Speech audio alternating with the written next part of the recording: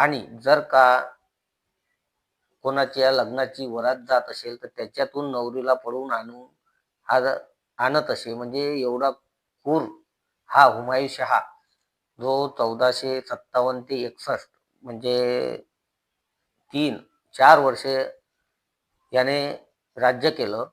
जय शिवराय. आपण आधीच्या 4-5 व्हिडिओमध्ये एकूण स्वराज्यावर या परकीय आक्रमणकाऱ्यांनी जे 1,200 वर्ष राज्य केलं ते आपण जाणून घेतलं. सर्वात आधी आपण देवगिरी किल्ल्यावर गेलो. त्याच्यानंतर वारी भैरवगड सातपुड्यात असलेला आणि त्याच्यानंतर असिरगड जो बऱ्हाणपूरवरून 25 किलोमीटर लांब सह्याद्री पर्वत रांगेत बसलेला. म्हणजे असिरगड किल्ला हा दख्खनची चाबी म्हटल्या जातं. ते आपण सर्व बघितलं. आणि त्यानंतर आपण त्या ठिकाणचं अश्वत्थामा दररोज शिवलिंगावर फुलं चढवतात, पाणी चढवण्याकरता येतात, ते सुद्धा बघितलं. आता मुळात या परकीय आक्रमणकाऱ्यांनी स्वराज्यावर 1,200 वर्ष राज्य कसं केलं ते सुद्धा पाहिलं. बरेचसे मंदिरं तोडले, खूप मोठ्या मोठ्या कत्तली केल्या. आता त्या म्हणजे एकूण 1,200 वर्षात त्यांनी जेमतेम काही बोटावर मोजके इतके छोटेसे राज्य राहिले होते, जसं माहूर सारखं. ते सुद्धा त्यांनी चंग बांधला. ते सुद्धा राजे त्यांना सुद्धा ठार मारलं आणि ते माहूर सारख्या ठिकाणचं सुद्धा राज्य केलं.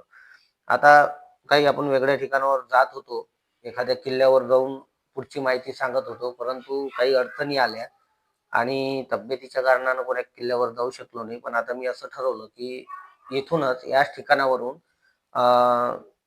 वेरूळच्या म्हणजे वेरूळच्या शेतात, म्हणजे छत्रपती शिवाजी महाराज यांचे आजोबा यांच्या शेतापर्यंत आपण इथूनच त्या इतिहासापर्यंत आपण इथूनच पोहोचूया.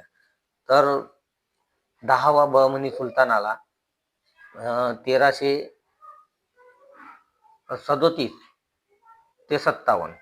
हे त्याचं एकूण 20 वर्षाचं राज्य होतं. ते कसं होतं आता आपण ते पुढे पाहूया. यादवांचे रामराज्य बुडून 1,200 वर्ष झाले आणि आता 10वा बहमनी सुलतान याने आपल्या दिलेर खान नावाच्या सरदाराला कोकणात पाठवले आणि एका नामवंत घराण्यातून एका सुंदर मुलीला उचलून आणून या अल्लाउद्दीन शाह 10व्या बहमनी सुलतानाला बहाल केले. असे आणखीन संगमेश्वरला पाठवून आणखीन एका घराण्यातून एका स्त्रीला आणून असं या अल्लाउद्दीन शहाचं जे पूर्ण आयुष्य होतं ते एका तलावाच्या काठी याने स्वर्गमहल बांधलं. आणि या बहमनी घराण्याचं म्हणजे त्याचं म्हणणं होतं की आमच्या बहमनी घराण्याने कमीत कमी 1 लाखाची कत्तल करावी तरच आम्हाला पुण्य प्राप्त होतं. म्हणजे असा सर्व याचा राज्यकारभार होता. हा 20 ते 22 वर्ष याने राज्यकारभार केला. फक्त याच्यातच तो बेचैनीत असे. आणि पुढे याचा मुलगा हुमायूँशाह हा आला 1457 ते 61. याने सुद्धा काही कमी प्रजेवर अन्याय अत्याचार केले नाहीत. याने सुद्धा खूप मोठ्या प्रमाणात प्रजेवर अन्याय अत्याचार केले. आता ते आपण पुढे पाहू. जनानखान्यातील कोण्या बायकांनी थोडीशी जरी चूक केली तर हा ठार मारत असे. आणि जर का कोणाच्या लग्नाची वरात जात असेल तर त्याच्यातून नवरीला पळवून आणत असे. म्हणजे एवढा क्रूर हा हुमायूँशाह जो 1457 ते 61 म्हणजे 4 वर्ष याने राज्य केलं. म्हणजे कशी जगत असेल प्रजा. आता हा आपण जो 200 वर्षाचा पूर्ण कालखंड बघत आहोत, याच्या मागचं कारण एकच की पुण्यश्लोक छत्रपती शिवाजी महाराज, पुण्यश्लोक छत्रपती संभाजी महाराज यांच्या आधी महाराष्ट्र कसा होता आणि किती हाल यांनी महाराष्ट्रातल्या प्रजेचे आणि कलाकृतींचे, मंदिरं तोडली, कत्तली केल्या, हे आपल्या लक्षात येईल. म्हणजे तो काळ जोपर्यंत आपण पूर्ण लक्षात घेत नाही तोपर्यंत पुढची परिस्थिती म्हणजे किती कठीण परिस्थितीत महाराजांनी स्वराज्य उभं केलं असेल हे आपल्या लक्षात येतील. हे मी आधी सुद्धा सांगितलं. याच कालखंडात सर्व साधू संत निर्वाणाला गेले. गोरोबा काका, विठुका रेणुकानंद, श्री संत सावतामाळी, जनाबाई, नामदेव महाराज हे सर्व संत याच काळात निर्वाणाला गेले. चांगदेव महाराज हे सुद्धा निर्वाणाला गेले. म्हणजे महाराष्ट्राला उरलेली ऊब सुद्धा आता निघून गेली. राहायला पसरला फक्त सर्वदूर अंधार. याच कालखंडात मोहम्मद शहाने तेलंगणात खूप कत्तली केल्या. हजारो निष्पाप माणसांना मारले आणि त्यानंतर कोंडापल्लीचा किल्ला याने समोपचाराने ताब्यात घेतला. ताब्यात घेतल्यानंतर त्याने त्या ठिकाणी एक सुंदर देवालय होतं. ते देवालय तोडलं आणि तेथील ब्राह्मणांच्या कत्तली केल्या आणि त्या ठिकाणी एक मस्जिद उभारली. मस्जिद उभारल्यानंतर परत तिथं गेला आणि परत एक ब्राह्मणांची तिथं कत्तल घडवली. या 200 वर्षात या परकीय आक्रमणकाऱ्यांनी महाराष्ट्राचे एवढे हाल केले. लाखो मंदिरे तोडली, लाखो लोकांच्या कत्तली केल्या, आया बहिणींच्या अब्रू लुटल्या. म्हणजे यांना जे शक्य होतं तेवढं यांनी केलं. आणि परदेशातून एकावर एक येतच होता. कर मराठ्यांपासून वसूल होत असा आणि उदार असत हे निर्लज्ज सुलतान मराठ्यांच्या करावर. म्हणजे यांच्या किती लीला सांगाव्या तेवढ्या कमी आहेत. लहरी, ताप्ती, कपटी, खुनशीबाज, दगाबाज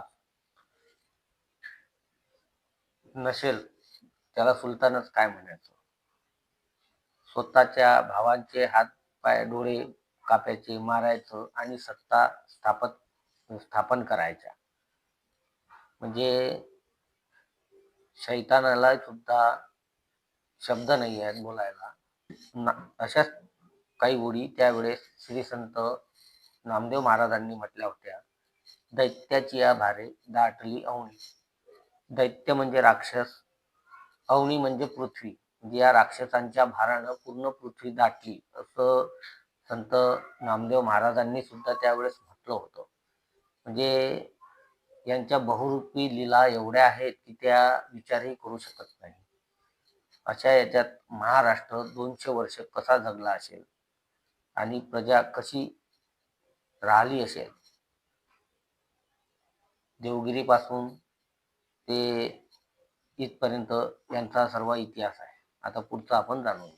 गुलबर्गा येथे असलेली बहमनीची राजधानी हे बिदरला नेण्यात आली. इकडे बादशाह चैनीत धुंद असे आणि या 5 सुभेदारांच्या हातीच सर्व सत्ता होती.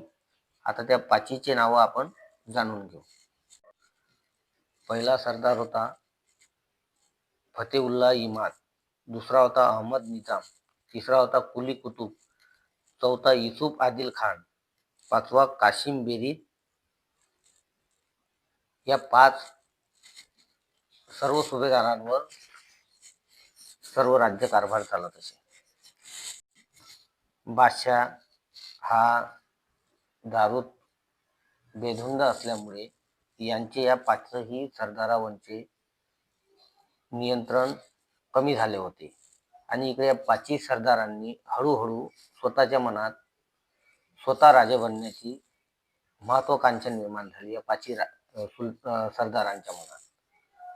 आणि असं करता करता म्हणजे सुलतानाचं लक्ष यांच्यावर कमी झालं आणि यांनी मग काय केलं, हळूहळू या बादशाहची सुलतानी संपवली आणि 5 सुब्यांवर हे 5 स्वतः राजे बनले. आता हे 5 राजे बनल्यावर साधा विचार आपण जर केला तर या 5ही सरदार बनलेल्या म्हणजे सुलतान हे स्वतः सुलतान बनले. सुलतानांनी किती हाहाकार माजवला असेल. आधी एकच असायचा, आता 5 झाले. म्हणजे आधीपेक्षा भयंकर संकट आता परत हे महाराष्ट्रावर आलेलं होतं. आता हे 5 सरदार आपापल्या सुभ्यावर बादशाह झाल्यानंतर त्यांनी कोणता भाग कोणाजवळ ठेवला आता ते आपण पाहूया. पहिला येलिचपुरात होता फतेउल्ला इमाद शाह, दुसरा अहमदनगरला निजामशाह, तिसरा बिदरला कासिम बेरीज शहा, चौथा विजापूरला युसूफ आदिलशाह आणि पाचवा गोवळकोंड्याला कुतुबशाह यांनी आपापली बादशाही निर्माण केली. या पाचपैकी युसूफ आदिल हा तुर्कस्तानातून आलेला होता. दुसरा कासिम बेरीज हा जॉर्जियातून आलेला होता. तिसरा कुली कुतुब हा इराणातून आलेला होता. चौथा म्हणजे या सर्वांचं महाराष्ट्राशी यांचा काही संबंध नव्हता, पण ते बादशाह बनले. का तर आपण 2 मैल समुद्र पार केला तर आपण धर्मभ्रष्ट ठरवल्या जात असतो. याच्याचकडे आपलं जास्त लक्ष गेलं आणि यांनी हजारो मैल अंतर पार करून आपल्या इथं राज्य स्थापन केलं. हे त्याच्या मागचं कारण आहे. चौथे इमादशाह व निजामशाह हे मूळचे वेदशास्त्र संपन्न ब्राह्मण होते, पण ते बाटले नसते तर कत्तल उडली असती. आता पुढे या हळूहळू या पाचही सुलतानांनी महाराष्ट्रात सत्ता वाढवण्याचा चंग बांधला. आता चंग बांधला यांनी तर प्रत्येकाच्या याच्यात सैन्य जास्त असायला पाहिजे आणि सैन्य जास्त असलं तर एकामेकावर राज्य सुद्धा वाढवता येतं. आता मग माणसं आणायचे कुठून हा प्रश्न पडला. तर माणसं सुद्धा इतकी जे आधी यांना कोणाला सैन्यात चालत नव्हते, यांनी सैन्यात भरती करणं लावले. आता या पाचही एकमेकांच्या विरुद्ध युद्ध करायला इच्छुक मराठे त्यांना त्याच्यात सहभागी करून हे बादशाह घेत होते आणि युद्धात एकामेकाच्या विरोधात सुद्धा इच्छी मराठी प्रजात एकामेकाच्या विरोधात कत्तली उडवायची. म्हणजे यांना जिंकून देण्यासाठी मरायचं कोणी, इच्छा प्रजेनीच. इथपर्यंत सगळी हे व्यवस्था या सुलतानांनी तयार केलेली होती. यांना बाण चालवायला इच्छेत, घोडदौडमध्ये इच्छेत, लढाईसाठी तलवारबाज इच्छे, अशा लोकांची आवश्यकता आता भासू लागली आणि ते त्यांना त्याच्या आधी 200 वर्षात कधीच कोणाला यांनी सहभागी करून घेतलं नव्हतं यांच्या सैन्यामध्ये. आता ते त्यांना घेत आहेत. म्हणजे लढाई यांच्यासाठी लढाई करायच्या, जिंकून यांना द्यायचं आणि मरायचं इच्छा प्रजेनी. अशी परिस्थिती हे सर्व आता वाढत जात होती. याच्यात दुसरं कोण मारणार, कारण की सैन्य तिकडून घेऊन आले नव्हते. सैन्य आपलं म्हणजे माणसं इच्छित सैन्यात भरती केलेले होते. आता एकाचे 5 झाले. आधी एक होता सुलतान, आता त्याचे 5 झाले. म्हणजे आता कशी परिस्थिती असेल हे थोडंसं आपण विचार केला तर लक्षात येईल. जे आतापर्यंत माणसं मरत होती, परंतु आता हेवे दाव्यासाठी, वतनासाठी मन सुद्धा मरू लागली. म्हणजे आपसापसात कत्तली उडवणं चालू झाल्या होत्या. आता या बादशाहींचा मुलूक सुखरूप राहण्यासाठी यांनी काय केलं, पदव्या बहाल केल्या. आता पदव्या काय काय बहाल केल्या हे सर्व आपणाला माहिती आहे. याच वेळेस 1510च्या वेळेस गोवा बंदरात फिरंगी आले. आता हे फिरंगी या सुलतानाचे बाप, सर्व जेवढे 200 वर्षात सुलतान होते त्यांचे सुद्धा बाप स्वभाव एवढे हे पूर हे फिरंगी होते. आता हे आले म्हणजे आधी एक होता, आता हे 5 झाले. 5 नंतर परत 6वा हा फिरंगी सुद्धा येऊन गोवा बंदरात टेकले. आता त्यांनी पुढे काय केलं ते सुद्धा पाहूया. गोमांतकात कंदम राजांनी बांधलेली सुंदर सुंदर मंदिरे या फिरंग्यांनी आता तोडायला सुरुवात केली. आता तिकडून आणखीन एक हे संकट महाराष्ट्रावर यायला लागलं. एक मंदिर एवढे भव्य, सुंदर आणि वैभवशाली होते की ते मंदिर या फिरंग्यांनी तोडल्यानंतर विदेशी प्रवासी आंद्रे कोर्चिल या नावाचा तो विदेशी सुद्धा हे एवढं वैभवशाली मंदिर तुटलेलं पाहून दुःखी झाला. महाराष्ट्राचीच काय तर पूर्ण भारताची सुद्धा हीच परिस्थिती. भोजराजाच्या धारानगरीतील शेकडो मंदिरे तोडत होता. असे सर्व युधिष्ठिराच्या हस्तिनापुरात सुद्धा हेच चालू होते. गोमांकात पोर्तुगीजांनी 600 मंदिर योजनापूर्वक एकाच वेळेस तोडली. पुढे काही दिवसात इसवी सन चंगीज खान यांचा कुर वंशज जरूरुद्दीन मोहम्मद बाबर हा हिंदुस्थानात आला. आता याने पुढे आणखीन काय काय घडवले हे आता आपण नंतर पाहू. म्हणजे एकाचे 5, 5चे 6 इकडून समुद्र किनाऱ्यावर आले. आता हे परत चंगीज खानचा हे आले. म्हणजे सर्व बाजूने महाराष्ट्र तर यांनी ताब्यात घेतलेलाच होता, पण पूर्ण भारतात आता ही परिस्थिती चालू झाली होती. म्हणजे हे सर्व घडत आहे हे पुण्यश्लोक छत्रपती शिवाजी महाराजांच्या आधीच आहे. अजून आपण तिथपर्यंत महाराजांच्या इतिहासापर्यंत आतापर्यंत आपण पोहोचलोय नाही. आता पुढच्या भागात आपण पाहू. जोपर्यंत आता आपण वेरूळपर्यंत जात नाही तिथूनच खरं सुरुवात होणार आहे भोसले घराण्यांची. आणि त्याच्यानंतर काय काय पुढे झाल्या, कसे लढाया झाल्या, शहाजी राजे वगैरे बघ, ह्या सर्व बाबी आपण नंतर पाहूया.